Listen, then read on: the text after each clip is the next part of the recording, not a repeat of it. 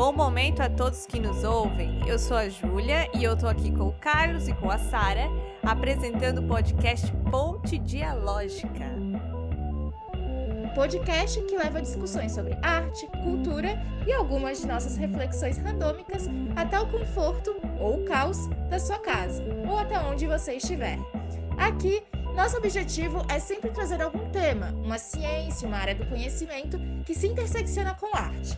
Se vocês já escutaram alguns dos nossos primeiros episódios, já viram que conversamos sobre psicologia e demos início a uma série de episódios que tem como fator comum a arte e suas relações com a história. Caso você tenha caído aqui de paraquedas, seja muito bem-vinda e muito bem-vindo. Esse podcast é mais um dos projetos da Casa Vermelha, um centro cultural independente aqui de Florianópolis. Esse é um espaço que ocorre diversas apresentações artísticas e aulas multiculturais, de teatro, de música e de dança. No momento, devido ao isolamento social, a casa está de portas fechadas, mas confiram o site da casa, www.casavermelha.arte.br. É www.casavermelha.art.br. Você também pode conhecer mais sobre a casa nas redes sociais, Facebook/MCC Casa Vermelha e no Instagram nós somos @MCC Casa Vermelha.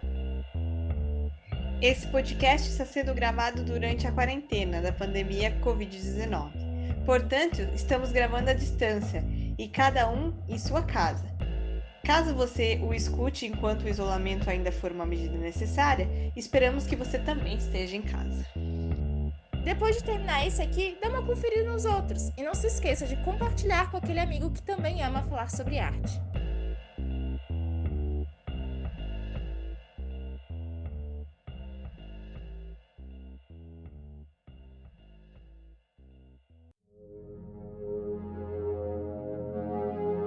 Hoje o tema é a sétima arte, o cinema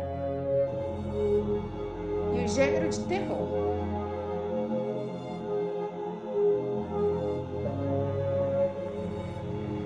O que é a vida? É o princípio da morte. O que é a morte? É o fim da vida. Que é a existência, é a continuidade do sangue. O que é o sangue? É a razão da existência.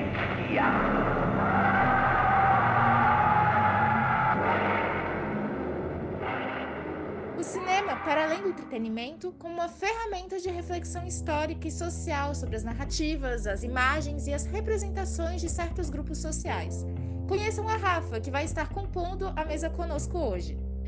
Olá, pessoal! Meu nome é Rafaela Ariente Barbieri, eu tenho 26 anos, sou doutoranda em História na Universidade Federal de Santa Catarina e hoje eu vou estar aqui falando um pouco sobre cinema, história e religiões. Primeiramente, eu espero que todos estejam bem, na medida do possível, nesse contexto marcado pelo Covid-19, pelo isolamento social. A Rafa vai falar um pouco pra gente sobre a trajetória acadêmica dela. Então, atualmente eu sou doutoranda em História na UFSC. A minha graduação e o meu mestrado também em História eu fiz na Universidade Estadual de Maringá, no Paraná. Foi na UEM que desde o primeiro ano de graduação eu participei do Laboratório de Estudos em Religiões e Religiosidades. O LER ele foi fundado em 2003 pela professora doutora Solange Ramos de Andrade, que foi minha orientadora de PIBIC e de mestrado. O LER ele abriga o grupo de pesquisa em História Religiosa e das Religiões, cadastrado no CNPq, e também o GT Regional de História das Religiões e Religiosidades Ampu Paraná. E por que eu estou falando tanto desse grupo? Porque as leituras e a minha participação no laboratório desde a graduação, no mestrado, eles marcaram muito a minha trajetória acadêmica e eles definem muito o tom das pesquisas que eu faço até hoje, muitas das minhas preocupações teóricas e metodológicas. Ela vai contar pra gente também um pouco da pesquisa que ela exerce no laboratório. Eu comecei a pesquisar cinema e história no meu primeiro ano da graduação também, sempre tendo o campo da história das religiões em mente e defendendo como que é importante pesquisar religiões, religiosidades e crença em história, sejam religiões institucionais, tradicionais, como o catolicismo, ou práticas religiosas de outros grupos, né? E hoje, no contexto brasileiro, com essa aproximação entre religião e política, vai ficando cada vez mais claro a importância de discutir esses temas. Então, o meu contato com a pesquisa em cinema ela esteve bem próxima ao cinema de terror, que é um gênero que possibilita muitas discussões em história das religiões. Ao longo das pesquisas, das leituras, ficava cada vez mais claro que era necessário pesquisar mídias em geral, não só o cinema, mas documentários, séries, propagandas de TV. O impacto dessas produções no nosso dia a dia, na forma com que a gente interpreta o mundo e percebe o mundo é muito grande e ela não pode ser ignorada, né? Pensem nos animes e as pessoas que praticam cosplay, na quantidade de produtos que saem por aí da Marvel. Pensem sobre a importância dos filmes que hoje se preocupam em colocar mulheres como protagonistas, como acontece em Homem Invisível. Pensem nos filmes que discutem a representatividade negra no cinema, questões vinculadas a racismo, xenofobia, desigualdade social, como é o caso de Parasita e O Poço. Então, essa cultura da mídia, ela nunca está desconectada da realidade. Não importa se o filme é um romance, se ele se diz baseado em fatos reais, se ele se diz ficção científica, terror, ele sempre vai ter relações com o contexto histórico no qual ele foi produzido. E essa relação é uma via de mão dupla. O cinema é influenciado pelo contexto e o contexto também é influenciado pelo cinema. Por quê? Porque o espectador, essa pessoa que vai assistir aos filmes, as séries, a propaganda, ela não vai fazer isso passivamente. E existem vários pesquisadores que falam sobre isso hoje. Um autor que trabalha não necessariamente com o cinema, mas ele ajuda a pensar sobre isso, é o Michel de Certeau, em um livro chamado A Invenção do Cotidiano. O autor defende que a análise das imagens difundidas pela televisão e dos tempos passados diante do aparelho deve ser completada pelo estudo daquilo que o consumidor cultural fabrica durante essas horas e com essas imagens. O espectador, ele quer dizer, não é passivo, né? E isso é muito importante. Quem vai falar isso também, agora mais voltado para o cinema, é Douglas Kellner. Em um livro muito importante chamado A Cultura da Mídia, esse autor vai falar que essa cultura veiculada pela mídia é capaz de modelar opiniões políticas, comportamentos sociais, fornecendo o material com que as pessoas forjam a sua identidade. Um outro pesquisador que trabalha de uma forma semelhante é o historiador Alexandre Busco Valim, meu orientador de doutorado, que também vai falar sobre esse terreno de disputas que envolve o cinema e como é importante pensar o circuito comunicacional vinculado a ele, ou seja, os processos de consumo, mediação e produção. Bom, essas são algumas das minhas preocupações da minha trajetória acadêmica e que hoje eu e meus colegas de laboratório discutimos bastante no NECINE, que é o Núcleo de Estudos em História do Cinema. E são questões também que estão presentes na minha pesquisa de doutorado sobre cinema de terror e satanismo nos Estados Unidos na década de 1970. Nos últimos episódios, vínhamos conversando sobre como a arte pode vir a construir uma narrativa histórica, seja ela nacionalista, de resistência ou subversiva, criando imagens acerca delas.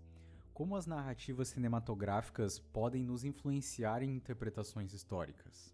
Eu quero começar a responder essa pergunta exatamente pelo contrário, falando como as interpretações históricas influenciam na narrativa cinematográfica. Como eu já venho falando aqui, nenhum filme se desconecta do seu contexto de produção.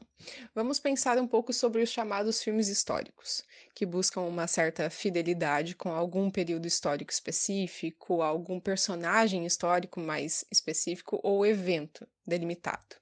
A gente pode pegar tanto um filme mais antigo, pega lá O Nascimento de uma Nação, de 1915, do Griffith, como um filme mais recente, como 300, do Zack Snyder, lançado em 2006, ou O Pianista, lançado em 2002, dirigido pelo Roman Polanski.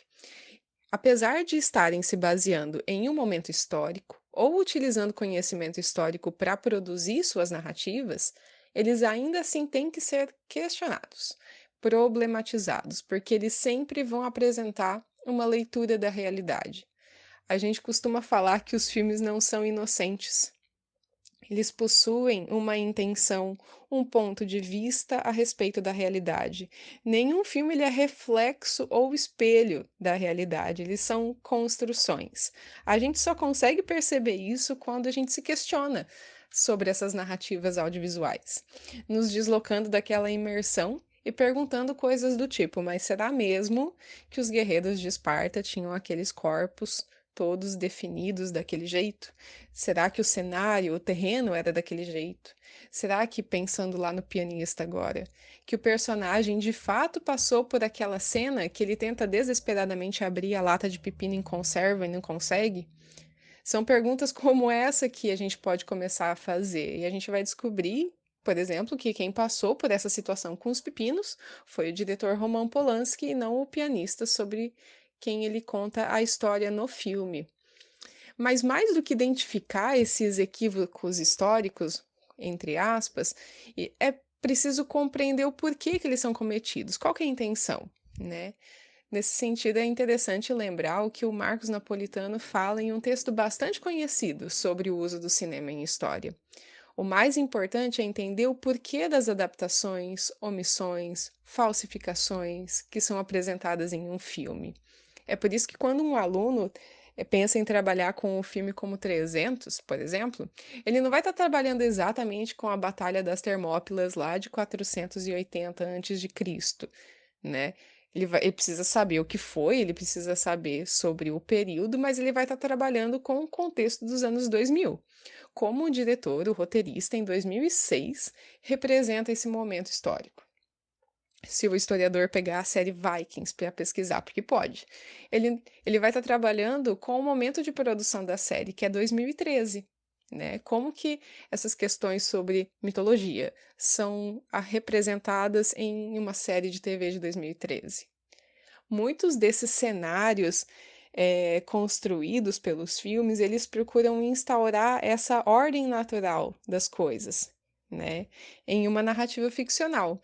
Eles procuram gerar essa sensação de naturalidade entre as cenas, e é justamente por esse efeito de realidade que o cinema pode trazer que a gente tem que questionar as suas representações. Então, um filme, mesmo baseado em conhecimento histórico, ele tem que ser questionado, porque ele sempre vai carregar em tensão alguns reducionismos, generalizações. Abre aspas, nenhuma obra cinematográfica jamais será imparcial. Fecha aspas. Essas são as palavras da Jéssica Frazão, que é doutoranda na Escola de Comunicação e Artes da USP. Ela é colunista semanal do site do município de Blumenau. A pesquisadora também atenta para a possibilidade de nos tornarmos espectadores emancipados, ou seja, espectadores ativos, críticos diante do dispositivo audiovisual. E é essa a questão que eu quis levantar aqui também com essa questão do espectador, né? Que ele não consome esses produtos da mídia passivamente, né?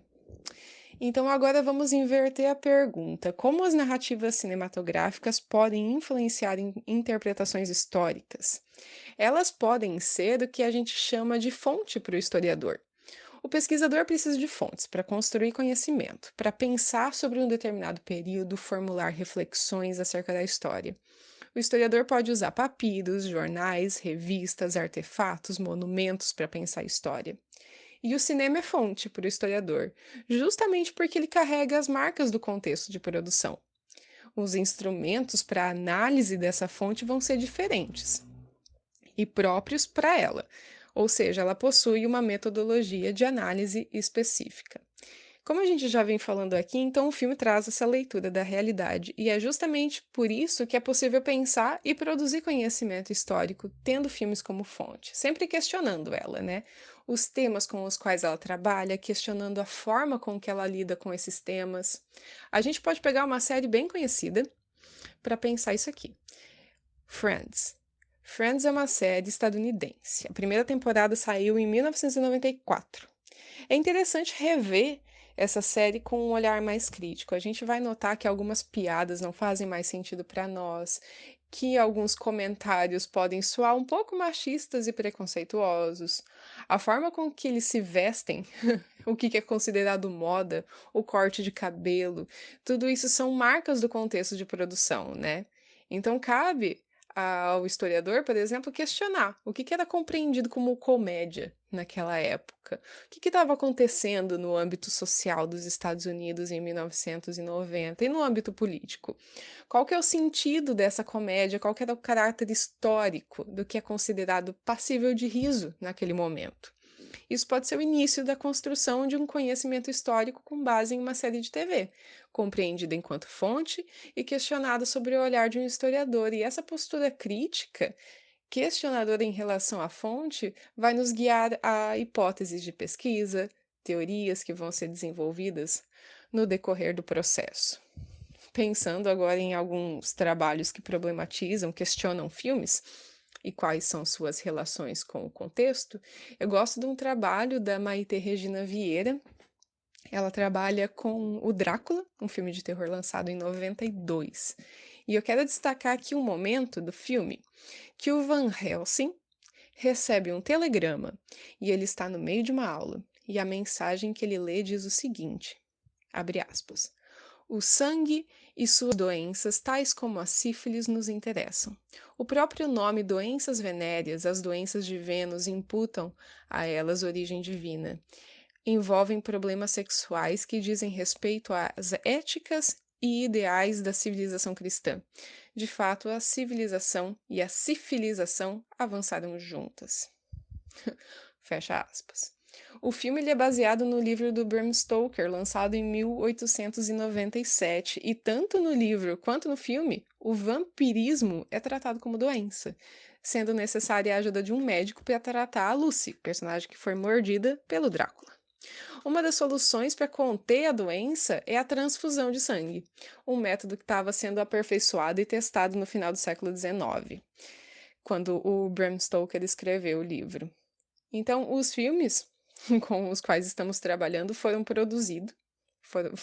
produzido em 1990, no contexto de propagação da AIDS, e que se dissemina pelo mundo desde 1981. Moral da história. Existem várias coisas que um filme pode trazer, né? Um filme de terror, uma ficção, Drácula traz discussões sobre doenças sexualmente transmissíveis, sobre a AIDS. Outros exemplos de filmes que permitem esse exercício com o contexto são infinitos e é sempre difícil escolher o que falar. A Netflix aí tá cheia, mas o que eu quero enfatizar é que eles precisam ser questionados. Um filme fala muito mais sobre a realidade do seu momento de produção do que sobre o assunto do próprio filme. Isso é importante ressaltar, porque na falta de interpretação e de achar que o cinema vai sempre ter a responsabilidade com o fato histórico, são criadas diversas imagens irreais sobre pessoas, épocas, realidades e tal. É o que a Rafa fala no efeito de realidade que o cinema tem. Eu reforço isso que ela disse sobre a importância de ser um espectador ativo e pensante, não só em materiais artísticos, mas também em materiais informativos e jornalísticos, que também não são isentos, nada é isento, né? Ser uma pessoa crítica ao que você assiste pode ter um lado insuportável, porque perdemos um pouco da nossa, entre aspas, ingenuidade de cair no enredo do filme e ficar pensando, imaginando sobre isso. Mas também pode ser muito divertido buscar interpretações para situações baseadas na história do momento de produção do filme, o seu país, sobre o seu diretor, sobre o seu roteirista e tal. Sim, o que eu me canso de ouvir de pessoas próximas que sabem que eu gosto de história e que foram lá assistir a um filme, uma série que retrata um determinado evento, um momento histórico, elas vêm falar como se aquilo fosse uma representação mais verídica possível. E é muito importante reiterar isso que a Rafa coloca, da gente estar sempre se questionando sobre as narrativas audiovisuais, que elas estão imprimindo a marca de seu contexto histórico, e como que aquilo que está sendo retratado está muito mais falando sobre o atual momento, sobre o presente, do que o passado em si. Uma coisa que eu gosto muito de pensar é que No atual momento, por exemplo, está em pauta o empoderamento feminino, o feminismo vem ressurgindo, e é cada vez mais comum a gente ver séries que retratam personagens femininas fortes. Um exemplo disso é a série Vikings. E é justamente por a gente estar em um contexto de empoderamento feminino que a gente tem a Lagertha, que é uma das personagens principais, super incríveis, e outras personagens com diálogos que alguns repostam em diálogos feministas. Mas aí fica aí o questionamento, se a série fosse produzida nos anos 90, por exemplo, será que a gente teria uma Lagertha tão empoderada assim? As produções, elas têm que ser questionadas, né? Vocês disseram, e a Rafa, ela sempre sublinha isso, né? Essas produções, elas não são reflexos da realidade. O filme que ela comenta lá no começo, O Nascimento de uma Nação, do David Griffith, retrata o período da Guerra da Secessão lá nos Estados Unidos. Contém uma série de questões que ajudam a fazer uma leitura do período que o filme foi lançado. Ele foi lançado, por sinal, no dia do meu aniversário, dia 8 de fevereiro. O filme, por ele estar naquela época, os negros eles são representados por atores brancos com as caras pintadas, que é chamado de blackface, e a representação, a atuação, ela é toda voltada para os estereótipos da era de Jim Crow. Também o filme dá uma romantizada na fundação da Ku Klux Klan, na forma, né, como a narrativa é produzida, e ele pode ter sido responsável pelo ressurgimento da Ku Klux Klan lá na Geórgia, e também era usado como ferramenta de recrutamento até a década de 70. Pensando nisso, em como o momento, como o contexto histórico influencia a produção de filmes, o movimento de contracultura é um ótimo exemplo que revolucionou diversas produções artísticas, literária, visual, dramatúrgica, inclusive teve impactos diretos sobre a cinematografia, fazendo com que ela tivesse novos desdobramentos, explorando esse potencial subversivo que o contexto vivia. E como isso está relacionado à difusão do gênero de terror? A pesquisa da Rafa sobre cinema e satanismo dialoga bastante com essa ideia, e é sobre isso que ela vai falar agora. Eu pesquiso, então, filmes de terror desde 2012, mas com um foco sempre voltado para a história das religiões. Desde aquele momento, eu comecei a perceber que existem vários filmes e séries que trazem representações de grupos que veneram Satã. Alguns bem recentes são, por exemplo, American Horror Story, na 8ª temporada. A gente tem o filme Satanic Panic, de 2019. A série Sabrina, que começou a ser lançada em 2018. Então, são várias produções atualmente que trabalham com esse tema. Durante a graduação, eu não chamava esses grupos que veneram Satã, ou nos quais Satã possui essa posição mais central, de satanistas. Eu chamava eles de seitas. Então, nos meus trabalhos, esse conceito vai estar aparecendo mais no início da pesquisa. Com o tempo, eu percebi que seita era um conceito muito pejorativo para falar sobre a religião do outro. Sempre que existe um desconhecimento sobre a religião do outro, as pessoas falam em seita. Para falar de um suposto desvio institucional, de uma religião supostamente menor, digamos assim, de uma prática religiosa que é distinta, colocando ela abaixo em uma hierarquia de valor, usa-se muito o conceito de seita. Então, eu aboli ele do meu vocabulário e eu comecei a pensar sobre como que esses grupos denominavam a si, como eles se nomeiam, satanistas. Foi então assim que eu descobri uma área de pesquisa. No fim do meu mestrado, para o início do doutorado, eu comecei a chamar eles dessa forma.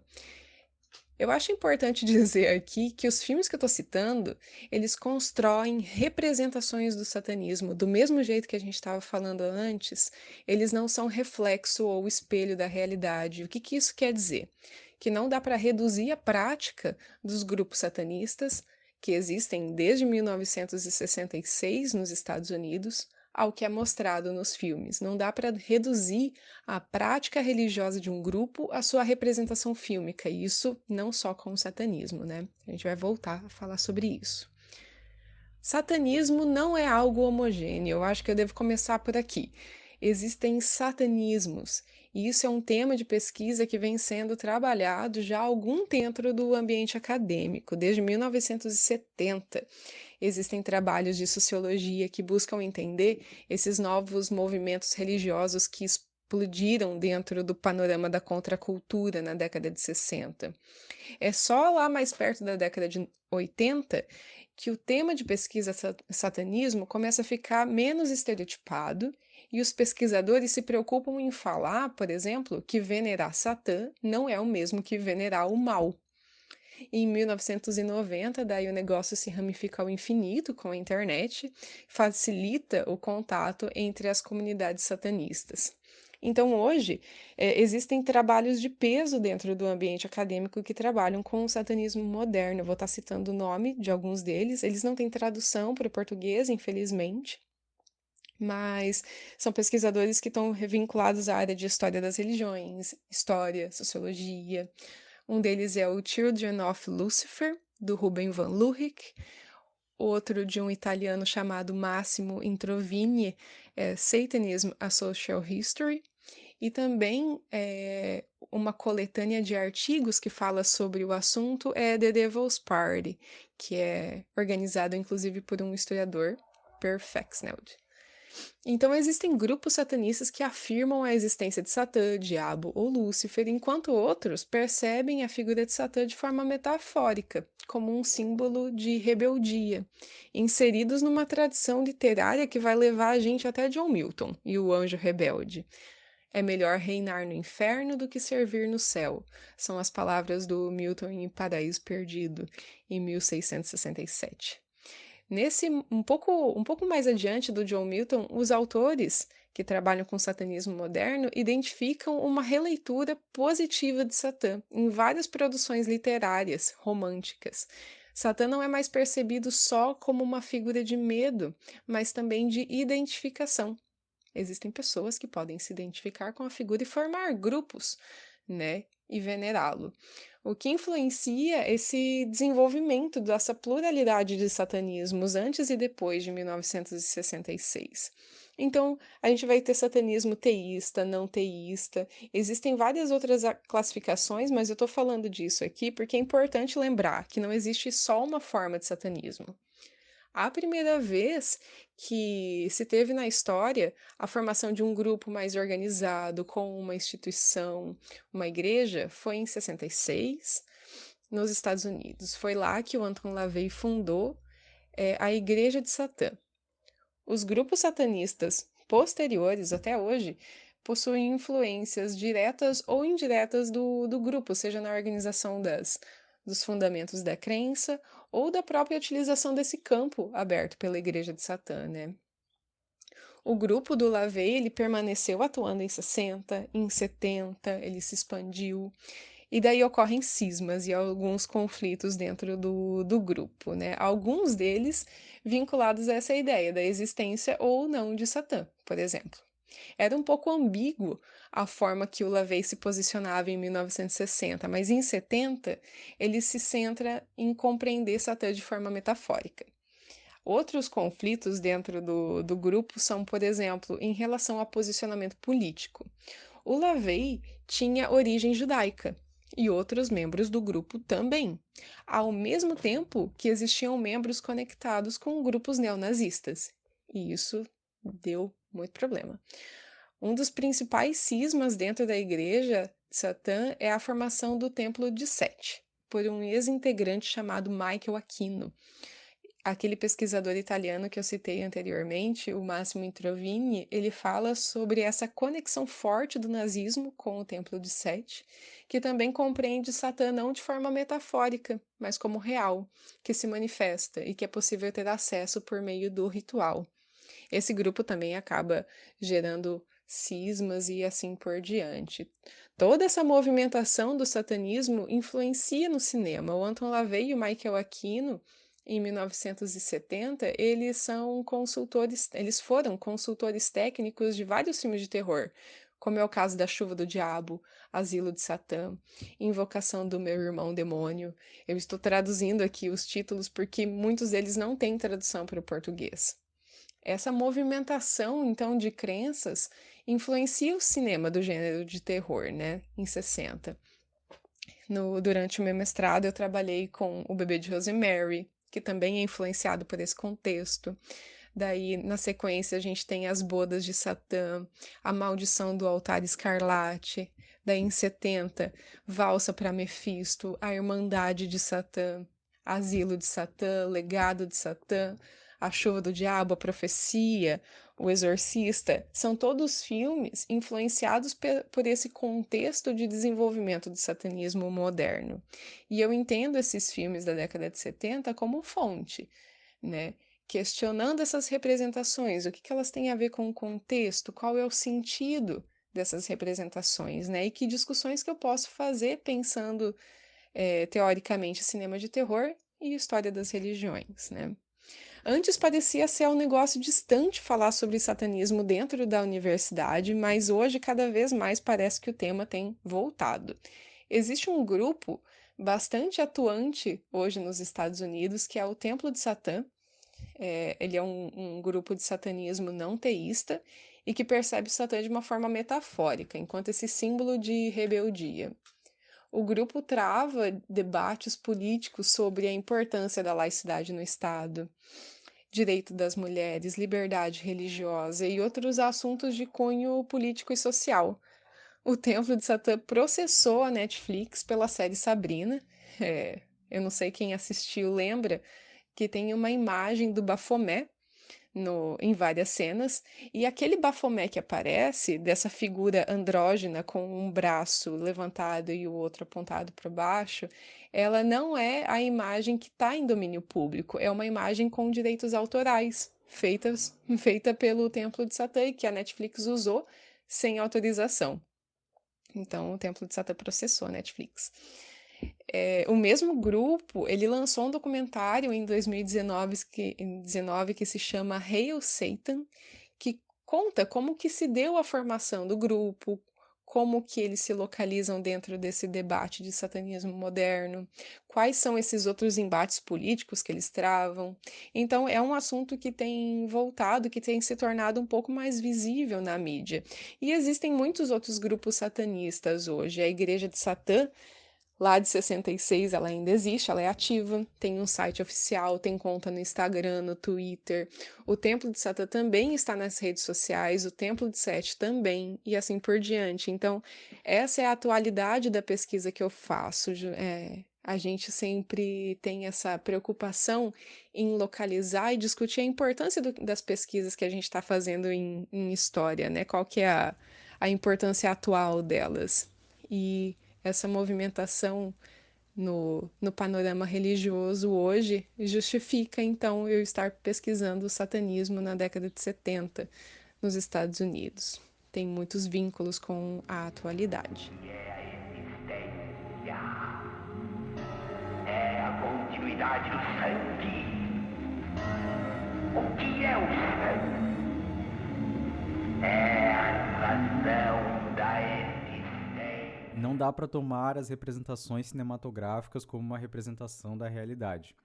Eu me lembrei do filme do Raul Seixas, o documentário O Início, o Fim e o Meio, em que eles exploram um pouco a relação do Raul e do Paulo Coelho com algum desses grupos ditos satanistas.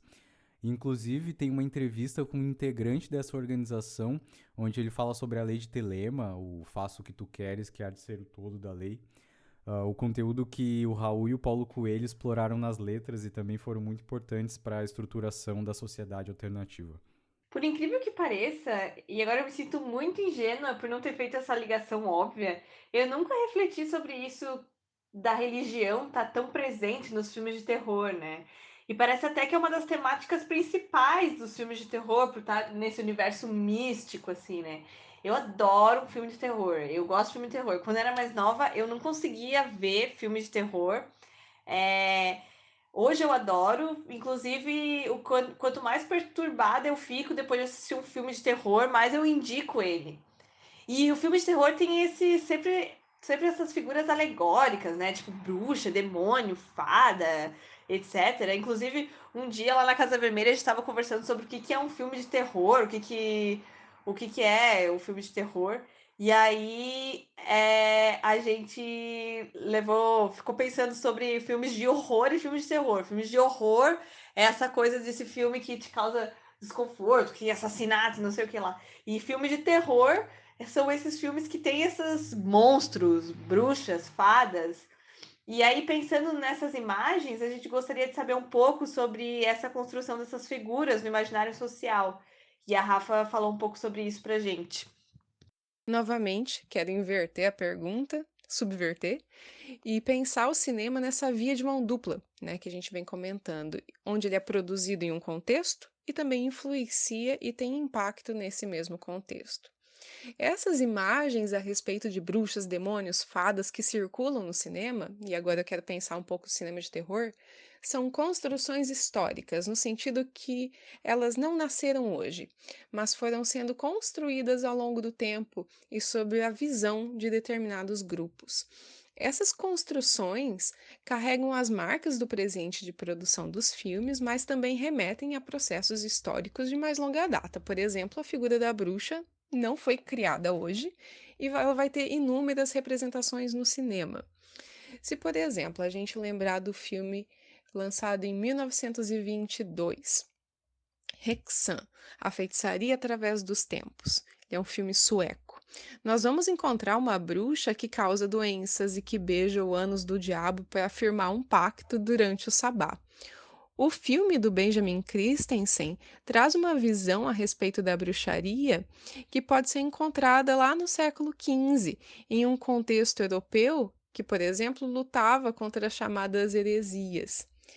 É uma bruxa lá do Maleus Maleficarum, de 1486, que é um livro escrito durante um pico do número de processos de feitiçaria, um pico ainda muito abaixo das perseguições da época moderna, mas é um momento onde a doutrina demonológica encontrou um apoio explícito da autoridade pontificial. Isso é uma reflexão lá do Robert Muchemblé num livro chamado A História do Diabo. Então, essa bruxa que vai ser representada em 1922 no cinema, ela também vai poder ser encontrada no Júlio Michelet, numa obra de 1862. Então, esses filmes eles vão estar utilizando representações sobre bruxas, né? Dessa construção de uma longa data. Para a doutora em comunicação Ana Maria Acker, nesse filme de 22, o diretor desloca um pouco a ideia do que é mal, que não estaria só na bruxa, mas em quem busca combater a bruxaria, em quem acusa o outro de bruxaria. Os inquisidores não são representados de uma forma tão positiva assim também. Dando agora um largo passo no tempo, outra ideia de bruxa pode ser encontrada lá na década de 1990, em filmes como Jovens Bruxas, lançados nos Estados Unidos em 1996. Eu sei, de 1922 a 1990 aconteceu muita coisa, e uma das coisas que aconteceu é que a bruxaria moderna se organizou de uma forma mais sistemática nos Estados Unidos, em 1960. Ela deu de cara com a contracultura dos anos 60, com o avanço das tecnologias, da internet. O movimento cresce na década de 70 e alguns grupos bruxos vão ter um diálogo com o movimento feminista e com as discussões sobre meio ambiente que fervilhavam naquele momento. Dadas essas mudanças, a quantidade de livros sobre bruxaria e sobre Wicca também já circulavam. Então, as empresas vão lançar filmes baseados nesse movimento a respeito de bruxaria moderna. Hollywood vai se basear em filmes, vai se basear e também construir outra representação de bruxas que é bem diferente daquela que o Christensen produziu em 1922, apesar dos dois filmes, desses filmes ainda carregarem algumas semelhanças. Mas o que muda é a própria face da bruxa, a aparência dela, a roupa. O filme de 1996 ele é feito por uma juventude que agora tem mais contato com o que é bruxaria moderna. Para os pesquisadores Jeffrey Russell e Brooks Alexander, no livro chamado História da Bruxaria, esse filme, inclusive esses Jovens Bruxas, teve impactos no interior do movimento da bruxaria moderna, pensando naquilo que a gente estava falando sobre o impacto dos filmes no seu contexto também.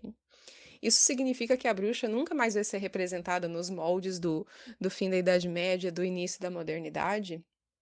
Não, Hocus Pocus está aí, de 1993, com bruxas bem diferentes, de jovens bruxas, né?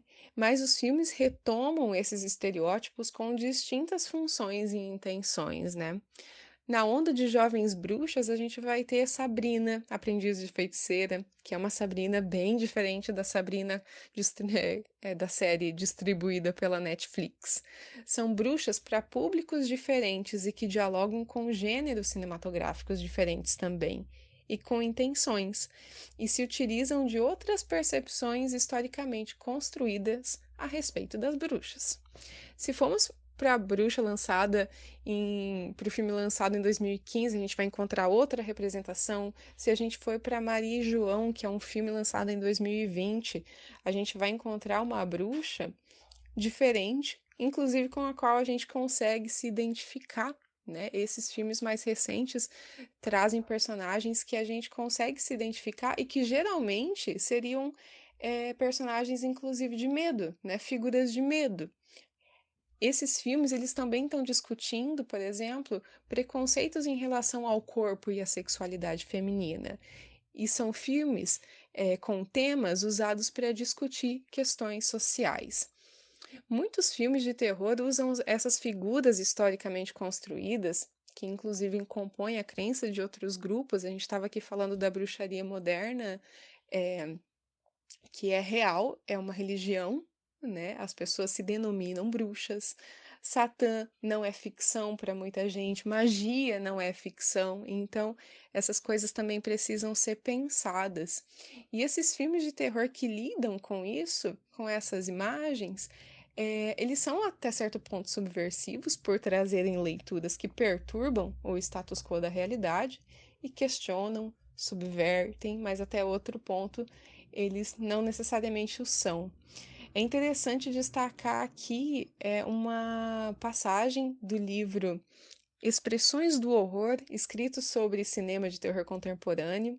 A introdução é escrita pelo Daniel Serravalli de Sá e é muito interessante quando ele destaca o seguinte: que ainda que o status do gênero supostamente marginal e subversivo possa ser examinado, a importância de se estudar o gênero de terror permanece.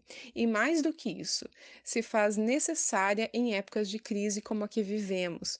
O horror tem o potencial de suscitar questões culturais e políticas, de crítica e de estética, e com frequência é alvo de moralismos e até mesmo de censura. A gente pôde ver pegando isso, lembra dos filmes do Zé do Caixão, né? Os filmes de 1960, 1970, eles foram censurados aqui no Brasil, né? Filmes de terror altamente subversivos, censurados. Então, ainda que o terror tenha esse potencial subversivo, ele vai ser subversivo em alguns pontos, mas nem tanto em outros. É possível encontrar filmes que caem para um lado mais conservador, por exemplo, como é o caso de O Exorcista. Ele mostra o embate entre o velho e o novo. O mal, nesse caso, é o novo, que abala a sociedade estadunidense, esse novo que está tão próximo e é tão perigoso que ele pode tomar o seu corpo. A juventude, esse velho se sente acuado por uma juventude insatisfeita e incompreendida. Ele é um filme até um pouco conservador nesse sentido. A personagem adolescente, né, quando ela é possuída e tomada pelo demônio, ela se torna essa juventude que é capaz de destruir, de incomodar e de subverter, e por isso ela está do lado, nesse embate entre o bem e o mal. Não deixando de lado esse caráter subversivo dos filmes de terror, o Douglas Kellner vai argumentar sobre como os filmes do Poltergeist, lá na década de 80, lidam com os medos e as inseguranças da classe média no que diz respeito à raça, sexo, posição social. E ele percebe até certo ponto o potencial crítico dos filmes de terror, ao apresentarem esse sofrimento e a opressão como males causados por instituições que precisam ser reconstruídas. Então, é possível ver nesses filmes de terror que eles são subversivos até certo ponto, mas nem tanto em outros, até porque o que é subversivo em um momento histórico pode não ser subversivo em outro, então isso é uma coisa histórica também, é um elemento histórico. Ele é um gênero bastante ambíguo em alguns sentidos e que usa de estereótipos e medos sociais, e dependendo da forma com que ele trabalha com eles, ele pode inclusive acabar reforçando esses mesmos estereótipos.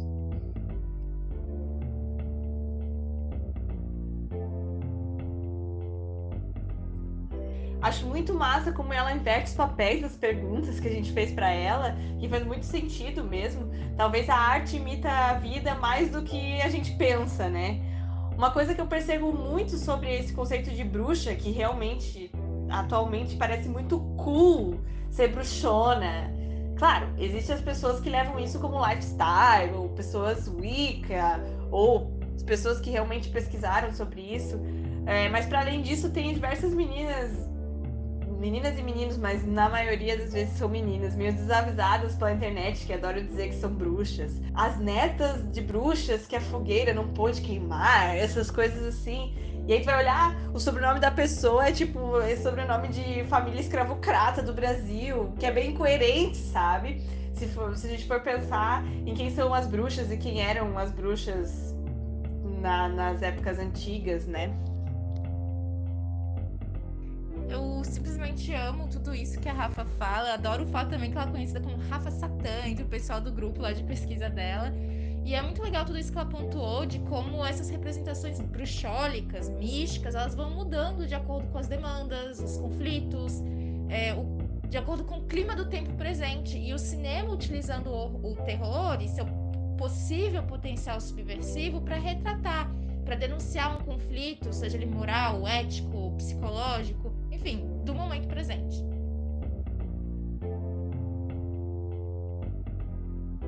Beleza, vamos então agora pro lado do artista. Lado do artista. Hoje, no lado do artista, dentro desse contexto de religiosidades e misticismos, trouxemos o relato da Nathalie sobre a peça A Nova Ordem Bruxólica, onde ela e seu grupo trazem para o palco a discussão sobre essa figura envolvida de muitos mitos, que é a bruxa. Essa peça é maravilhosa, eu gostei muito como elas vão retratando a bruxa como essa figura, a mulher que não está dentro dos moldes da sociedade, a mulher que não segue aquilo que é dito para ela seguir, enfim, a forma como elas exploram isso, que trazem esse lado de contando um pouco dessa história e trazem também um peso bem político para a peça ao final, é muito legal. E também esse contexto que, para quem não é de Floripa e não sabe, que aqui em Floripa tem o mito da Ilha da Magia, de Franklin Cascais, que é esse rolê de bruxas na ilha, né? Floripa é uma ilha, né? Também para quem não sabe, né? Que o Brasil às vezes não sabe disso. Floripa tem uma parte que é ilha e uma parte continental. E existe essa mitologia das bruxas na ilha de Santa Catarina, então elas amarraram muito bem esse conceito da bruxa e a peça é muito legal, então quando vocês tiverem a oportunidade, elas rodam aí pelo estado e quiçá algum dia rodem pelo país e vocês possam assistir essa peça que é muito legal, as atrizes são maravilhosas, a diretora é muito boa também, a cenografia, é tudo muito, muito lindo. Super recomendamos. Oi, pessoal. Espero que estejam todos e todas bem, na medida do possível. Eu me chamo Nathalie Soler e eu sou produtora, dramaturga e atriz do espetáculo teatral A Nova Ordem Bruxólica. Vou estar aqui com vocês compartilhando um pouco como é que foi esse processo de criação do espetáculo. Então, para quem não sabe, para quem nunca viu a peça, A Nova Ordem Bruxólica, ela vai falar sobre a figura da bruxa. E principalmente através de um ponto de vista dos causos e histórias tradicionais daqui da ilha de Florianópolis. Então, a pesquisa para a construção desse espetáculo, na verdade, ela começou na minha vida antes do espetáculo. Eu trabalhei durante 2 anos no Ribeirão da Ilha, em um projeto produzido pelo Instituto Compassos, que é uma instituição de psicólogos, pedagogos e artistas. E eles promoveram esse projeto numa escola estadual lá no Ribeirão da Ilha, com várias oficinas artísticas, e todas elas trabalhavam essa questão da cultura tradicional aqui da ilha, né? Mais especificamente a cultura açoriana, que o povo da ilha de Açores veio para cá para colonizar a ilha, né, de Florianópolis. Então, durante esses 2 anos, eu fiz trabalhos bem intensos com os meus alunos de pesquisa mesmo, dessa cultura local, né? Então, lá no Ribeirão da Ilha ainda existem as casas tradicionais daquela época da colonização. A gente andava pelo bairro, conversava com os moradores mais antigos, ouvia os causos que eles tinham para nos contar. E a partir disso foi surgindo esse interesse muito grande pela figura da bruxa, que era uma figura que estava sempre sendo relatada, né, nesses causos que a gente escutava. Então é uma figura muito presente nesse imaginário popular. A partir dessa experiência, eu resolvi propor esse projeto, que é a peça Nova Ordem Bruxólica. Então, inscrevi ele no edital municipal, convidei o restante da equipe, né, a direção do espetáculo da Viviana Chames. A outra atriz que contracena comigo é a Lauren Fischer, e o Dimitri Camorlinga, que produziu a trilha sonora. Então, o espetáculo acabou sendo aprovado no edital municipal, e a gente começou os nossos trabalhos de investigação. E foi, assim, um processo bem louco, na verdade, porque além de eu querer falar dessas histórias populares aqui de Florianópolis, eu também queria ir além disso, né, e trazer um questionamento mais amplo mesmo sobre essa figura da bruxa. Então, a gente tem referências de bruxas em diversos locais, de outras culturas, em outros países, né? Teve a Santa Inquisição, que durou muitos anos e que levou às fogueiras muitas mulheres acusadas de bruxaria, né? Então, a gente começou, assim, a imergir nesse universo bruxólico de diversas formas. Então, eram livros, documentários, a gente assistiu muita coisa no YouTube, muitas referências às vendedoras do mercado Ver o Peso, que tem essas poções do amor, poções, enfim, todo esse universo bruxólico que vai muito além daqui da ilha. Mas também ficamos bastante focadas e focados nessa questão tradicional mesmo de Florianópolis. E para isso, nada melhor do que as obras de Franklin Cascais, o livro O Fantástico na Ilha de Santa Catarina, que foi escrito por ele. É um livro que tem muito material. Então, o Franklin, que além de artista, ele fazia um trabalho de antropólogo mesmo, né? Ele conviveu muito com essas populações tradicionais, e a partir desse convívio intenso é que ele foi realmente escrever os contos que ele escreveu. Então, nas escritas dele, você já consegue identificar muita coisa dessa questão histórica, né?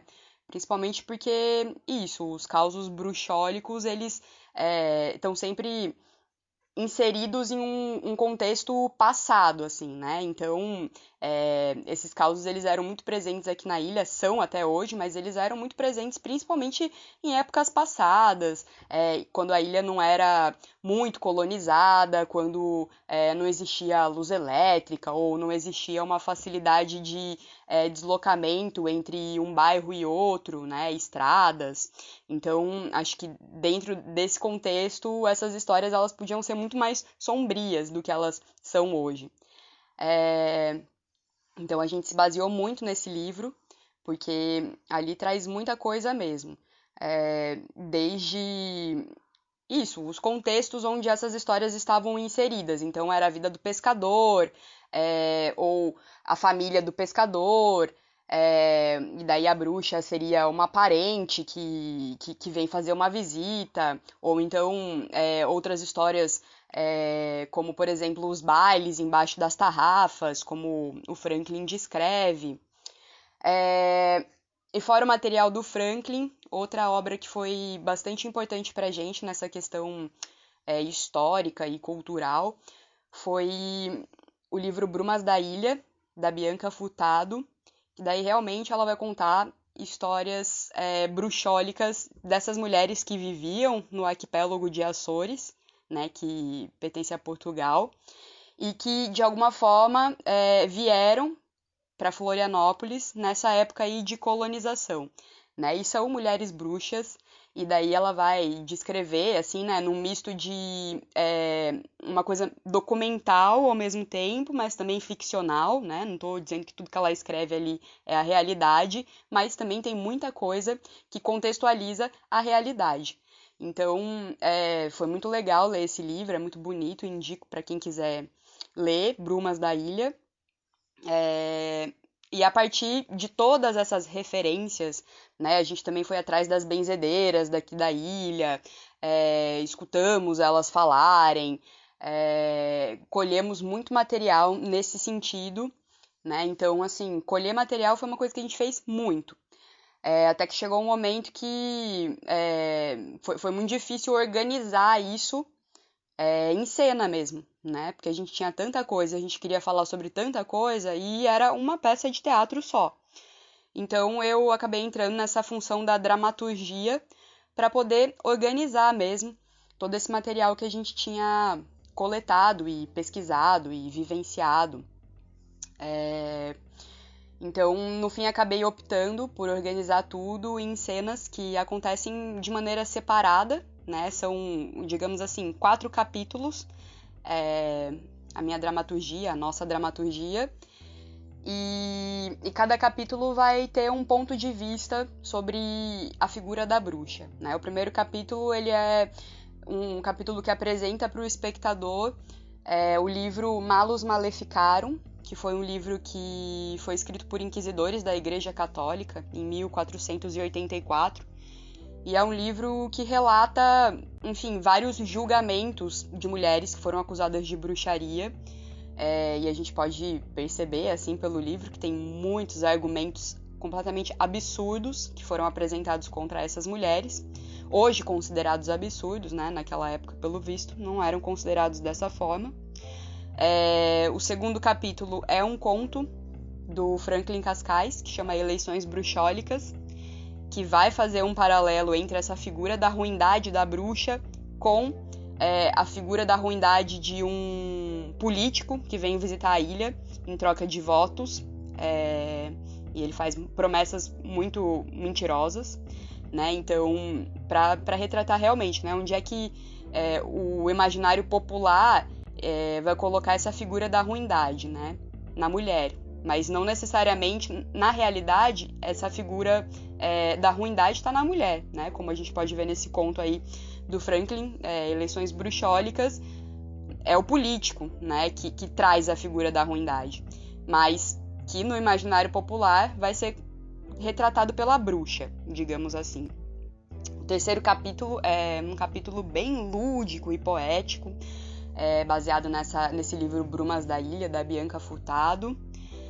E as mulheres, elas passeiam pela ilha de Florianópolis e elas vão encontrando coisas, a Lagoa da Conceição e o Sabiá, que é um cavalo amigo delas. Enfim, por fim elas vão para um baile embaixo de uma tarrafa de pescador. E o quarto capítulo é um capítulo de um julgamento, que a gente coloca algumas mulheres aqui do Brasil, que tiveram casos célebres de julgamento, casos que ficaram famosos, assim, né? E a gente coloca isso em cena para fazer o julgamento dessas mulheres. É uma peça bem feminista, é uma peça que discute bastante essa questão de gênero, né? Por que o imaginário popular tantas vezes coloca em cima do corpo da mulher essa figura da ruindade. Mas também é uma peça que tem esse caráter bem histórico, assim, né? Que vai falar mesmo dessa população de Açores que veio colonizar a ilha de Florianópolis, da onde que vêm essas histórias bruxólicas, né? Então é uma peça que trabalha nesses dois lugares, assim.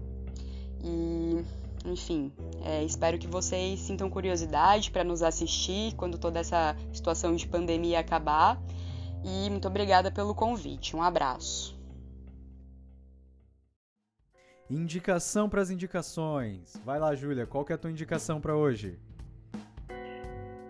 Vou fazer 2 indicações. Uma sobre cinema, que são os filmes do Zizek. O Zizek é um filósofo esloveno. Ele é contemporâneo e ele fala sobre cinema. E ele tem alguns documentários sobre cinema, psicanálise e essas questões. Ele é super marxista, é bem interessante assim, os documentários dele. Entre eles, o Guia Pervertido do Cinema, que é muito bom, que ele faz análise de trechos de filme, assim, que é bem interessante. E outra indicação que eu quero dar é uma artista visual chamada Polly Noor, que ela faz uma série de desenhos que é sobre... que é uma mulher... É um demônio que usa a carcaça de uma mulher. Então, vários desenhos dela é tipo... o demônio tirando a carcaça é uma mulher vestindo... A demônia vestindo a roupa de mulher. Então, é bem interessante essa pintura dela. E fala muito sobre esse universo feminino, de demonização do universo feminino, assim. Acho bem interessante o trabalho dela e indico muito. Polly Noor. Nessa pegada da construção imagética da bruxa, a minha indicação de hoje vai ser um livro da Silvia Frederici, O Caliban e a Bruxa, em que ela vai falar como que toda a construção da bruxaria, da Inquisição, ela, na era moderna, está coincidindo com o surgimento do capitalismo também. Então ela tem toda essa perspectiva marxista e é bem interessante. Tem inclusive tem um vídeo com a Sabrina Fernandes, uma socióloga que eu gosto muito, em que ela entrevista a escritora desse livro. Vale a pena a leitura porque a gente entende como que historicamente é cunhada essa figura da bruxa na era moderna. A minha indicação, ela vai seguir nessa parte do terror e do satã e dos satanismos. Vai ser o primeiro álbum da banda Black Sabbath, que tem esse nome justamente por conta de um filme de terror. E o conteúdo de muitas das letras do Black Sabbath é sobre o satã. Na época, as pessoas ficaram bem assustadas assim, com aquilo que estava sendo produzido.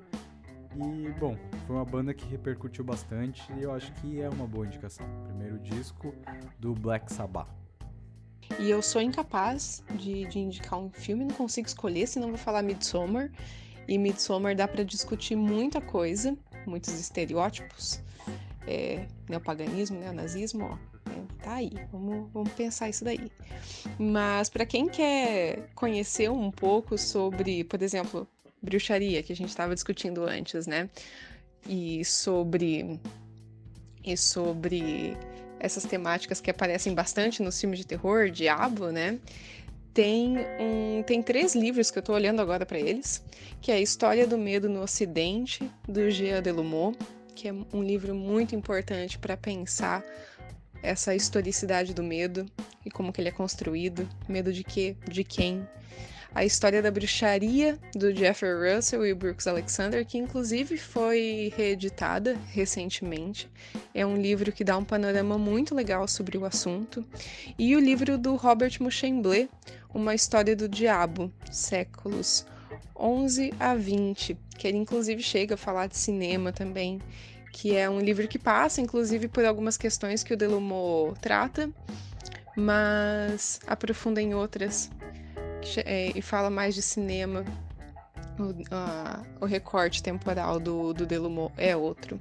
Esses livros eu uso bastante para pensar essas temáticas e eu acho que assim, a linguagem deles, o Delumeau é um pouco mais pesado de ler, mas a História da Bruxaria, ele é uma leitura muito tranquila e muito gostosa de se fazer e para conhecer essas temáticas que a gente discutiu hoje. Eu espero que vocês tenham gostado das indicações, dos apontamentos, e a gente está aberto para discussão sempre, né? Isso daí não acaba. Tem muito filme por aí que a gente ainda precisa debater. E eu quero agradecer o convite da Sara para participar aqui do projeto e pelo espaço de discussão que ele gera.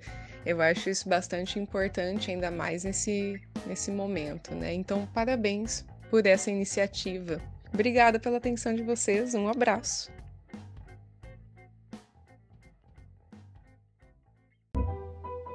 Lembrando que o fórum que a gente fala, ele vai estar no Instagram e no Facebook da Casa Vermelha. O Instagram é @MCC Casa Vermelha e o Facebook, facebook.com/MCC Casa Vermelha. Vai ser num post nos comentários do post. Então, vão lá, comentem, deem sugestões e fiquem de olho que a gente vai lançar novos episódios. E também fiquem de olho nas novidades da Casa Vermelha, que vem muitas agora por aí, nesse momento de isolamento e quarentena. Queremos agradecer também a Rafa, que mandou esses áudios pra gente, que foi muito maravilhoso. A gente adorou saber sobre várias coisas e espero que vocês também tenham gostado. Pedir para que as pessoas tomem as precauções, né, de saúde nesse momento que a gente está passando. Fiquem em casa, não pirem. Beijo, galera. Tchau. Tchau. Tchau, tchau, tchau, tchau, tchau, tchau, tchau, tchau, tchau, tchau, tchau.